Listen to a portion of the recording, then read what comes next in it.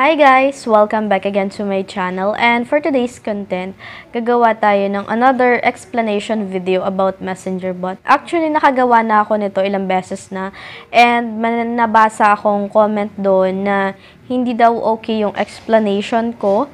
Baka daw ma-misinterpret yung mga manonood sa akin na viewers na baka i-claim na nila na yung mga Messenger bot na yan, yung mga chatbot na yan is not legit talaga. Kasi doon daw sa explanation ko, masyado daw bias. At ang sinasabi ko lang daw doon is yung about sa personal experience ko. Tsaka dapat daw maging wais tayo sa mga sasalihan natin na Messenger bot. So dito sa video na to, gumawa ko ng script about sa mga important information na dapat nating malaman tungkol sa Messenger bot. So, yung Messenger bot or chatbot, ano nga ba yan? Ito ay isang social media platform na pwede kang kumita ng pera sa pagsasagot lang ng mga simpleng katanungan. Then, paano nga ba sumali ng Messenger bot? Madami yung mga tao na nagpo-promote or nagsishare sa Blue app and sa Black app about dito sa Messenger bot na to. Madami kang mababasa doon na good offers kapag naging member ka nila. And ito yung mga step by step kung paano ka nga magiging member ng isang Messenger bot. Una, need mong mag-personal message dun sa nag-promote or dun sa nag-post or yung nag-invite sa'yo para sa more information na dapat yung malaman dun sa sasalihan nyo na bot.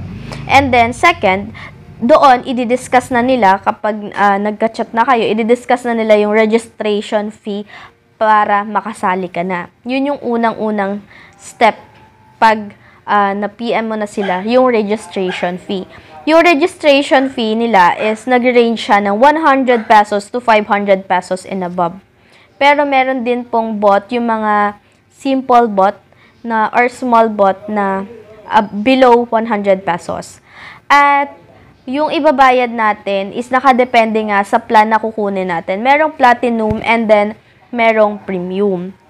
Then, yung payment naman, dun sa registration fee, through GCash, Maya, or Load.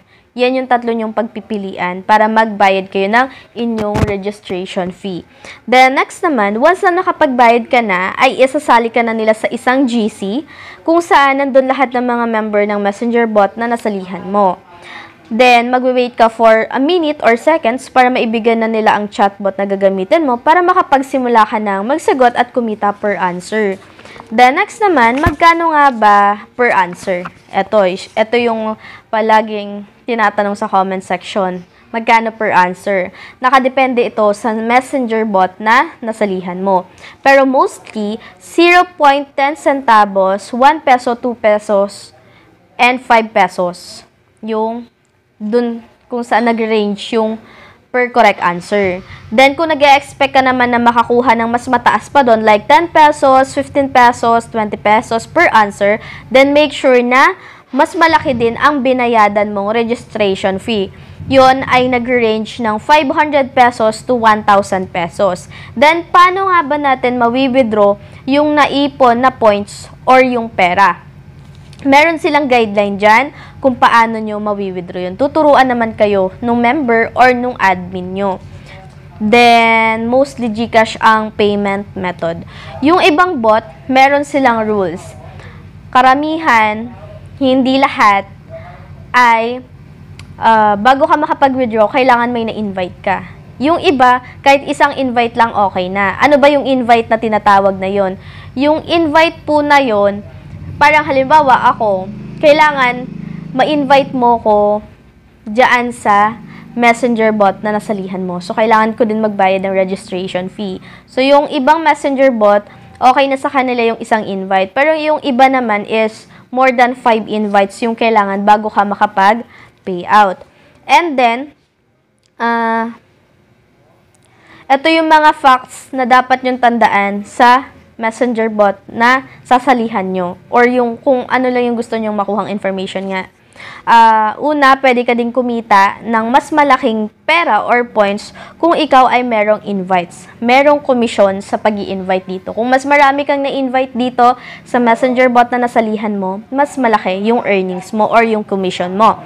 Then, mostly, legit ang Messenger bot. ang ibang messenger bot. Kaya kailangan mong mag-ingat sa sasalihan mong bot dahil marami din ang fake na bot. Yes po, maraming nagkalat sa blue app na mga nagpo-post ng mga fake messenger bot. Kapag sumali ka na, sabihin, magbayad ka muna ng registration fee. And then, pag nagbayad ka na ng registration fee, bigla ka nang ibablock.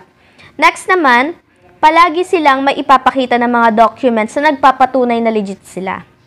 Yung mga messenger bot na sasalihan natin, may ipapakita yan na documents sa atin. Mga screenshot, ganun. And then, pero take note nyo pa rin na meron ding mga fake na messenger bot na nagpapakita rin ng ganyan. Para nga masabi na legit sila kahit fake, di ba? Yung ibang messenger bot na hindi talaga totoong nagbabayad. Next naman, sa GC nyo, palagi silang naglalapag ng mga proof of payments ng mga member na nakapag-payout na. Para nga mainganyo kayong gamitin pa yung messenger bot, di ba? And then, ito naman yung personal experience ko sa pagsali ko noon dito sa messenger bot na to. Kaya, naging content ko siya. Kasi, may experience din ako sa messenger bot. And then, madami din akong mga kakilala na sumali din sa messenger bot na yan. So, year 2021, nakasali ako sa messenger bot through my FB friend, close friend, kumbaga. Admin siya ng isang messenger bot and na-encourage or na-engganyo niya ako na sumali dito kasi nga madami siya mga pinopost sa kanyang mga social media account na malaki daw yung income niya. Per month, kumikita daw siya ng mga 5 digits dito sa messenger bot na sinalihan niya. And then sabi niya pa sa akin, libre lang daw, wala daw akong babayaran. Then, nung sabi ko sasali na ako, ang sabi niya sa akin, merong registration fee na 150 pesos. Yun yung pinakamababa. Tapos, yun nga, ang sabi niya pa sa akin, kasi tinanong ko muna kung magkano yung magiging income ko dito. Ang sabi niya sa akin, 4 to 5 digits yung pwede ko daw kitain monthly. Tapos, yung per answer daw is 10 pesos to 20 pesos. Yun yung sabi ng friend ko sa akin.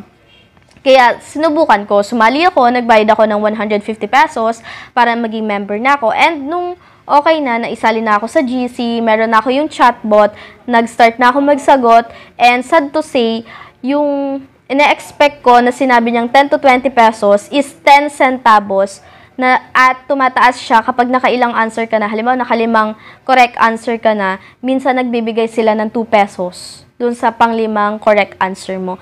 Pero talagang doon sa sinalihan ko na yon, puro 10 centavos lang yung naibibigay sa akin.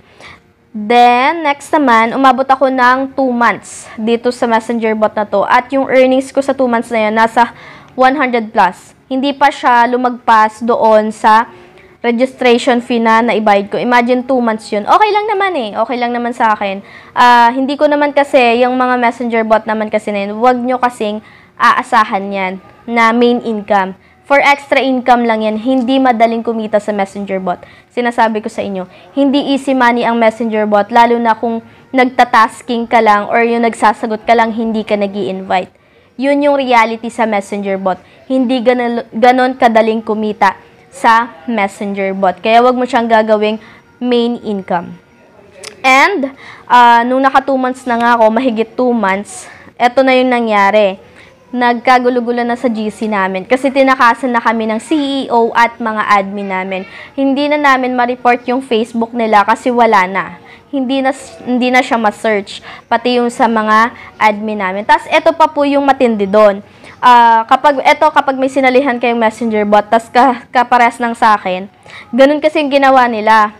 Pinipilit nila kaming mag-upgrade ng plan. Magbabayad kami ng another 100 or 200 plus para daw, ano daw yun eh, parang kapag nag-upgrade ka, yun yung bago nila na mas dadagdag pa yung kikitain mo per correct answer. Halimbawa, yung doon sa messenger bot namin, yung pinakamataas lang na pwede naming makuhang points or pera is 2 pesos per correct answer. Mas tataas daw yun ng 5 to 10 pesos kapag nag-upgrade kami ng plan. Madami yung nag-upgrade that time.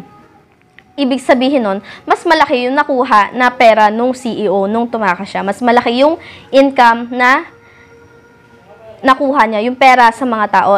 Yung member ng group namin is nasa 300 plus, nasa 380 something. Yun kasi hati-hati yun. Hindi lang yun iisang GC. Kumbaga may GC1, may GC2, may GC3. Ganon. Tas iba-ibang admin yan. Kaya ganon kadami yung member namin.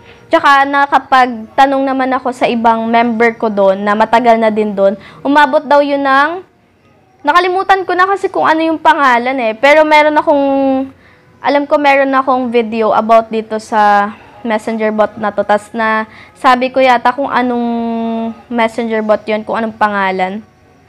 So, umabot yata yun ng 3 years na daw yun. 3 years na daw na nag-generate yun. And nakailang payout naman na daw siya doon. Pero hindi nga daw ganun kadaling kumita. Tapos ang ending, akala niya pang lifetime yun. Pero hindi pala. Ayan, ending, nawala, tumakas yung CEO. Tapos ang laki pa nung dapat mawi-withdraw niya that time. And, next na natin, ito na yung pinakampang-huli. Yan, para sa akin, hindi ko nilalahat na ang messenger bot is fake. Sinasabi ko lang to, or gumagawa lang ako ng video about dito para magbigay awareness sa mga tao na nag-e-expect sa mga ganitong social media platform, na nag-e-expect din sila na kapag sumali sila, yung hard-earned money nila na pinang-register is dodoble yung balik. Pero ang ending, hindi ganun.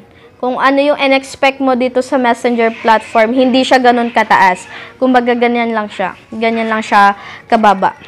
So, ayun. Basta, kung sasali pa rin kayo, at napanood nyo tong video na to, kung sasali kayo, mas okay na gagawin nyo lang siyang, alam nyo yun, yung tipong panglibangan lang. Kasi hindi nga siya main income. Hindi kayong kapag naging member ka, withdraw ka agad, katulad ng sinabi nila na weekly makakapag-withdraw ka, pero hindi talaga ganun yun kadali. Then, kung gusto nyo pa ng more information or more experience ng mga naging member ng messenger bot, pwede kayong mag-search sa Blue App. Alam nyo na yan kung ano yung Blue App na sinasabi ko. Bawal pala kasing sabihin sa mga ganito yun. So, kailangan nyong pumunta doon, or basta kayo na lang bahala kung pupunta kayo or hindi. Search nyo lang yung messenger bot, then may makikita kayo yung mga nagpo-post doon na ine-expose nila yung mga messenger bot na hindi talaga paying at mga peke. Tapos, sasabihin nila sa inyo yung mga naging experience nila. As in, sobrang dami kayong makikita na mga post dyan sa, yung reality about dyan sa messenger bot, do sa Blue App. Pag sa Black App naman kayo pumunta, alam niyo yung sa musical na app, ang makikita nyo lang doon, yung mga promotion nila about dito sa bot na to, sa mga bot na to, yung promotion nila na, dito ako nakabili ng bahay at lupa, dito ako kumita ng ganito, 6-digit, dito nanggaling yung pinambubuhay ko sa pamilya ko. Basta yung mga ganun yung promotion nila, as in, exaggerated na yung pagpo-promote nila dun sa Black App, kung makikita nyo yung mga video nila dun. So, ayun guys, yan lang po yung masasabi ko na explanation ko ulit, para gusto ko lang linawin sa mga viewers ko dyan, yung about sa messenger bot. So, ayun guys, dito ko na tinatapos tong video natin. Thank you for watching.